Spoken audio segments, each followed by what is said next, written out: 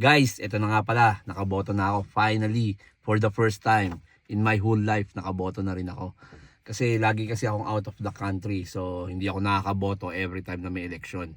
Maaga kasi ako nag-abroad, 35 years old. Imagine mo, 35 years old na ako, ngayon pa lang ako nakaboto. Kaya, ayun, sana yun tong mga binoto ko nakatulong sa pagbabago.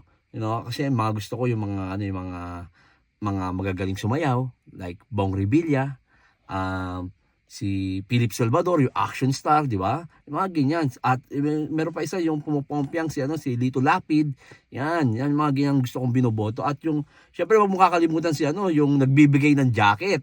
Syempre gusto ko magka-jacket si Willie Revillame. Hep hep, hooray! Ganyan mga binoboto. Wag kang bobotante, dapat smart ka. Boto mo yung makakatulong sa pagbabago. Kaya guys, bumoto na kayo at vote smart, okay?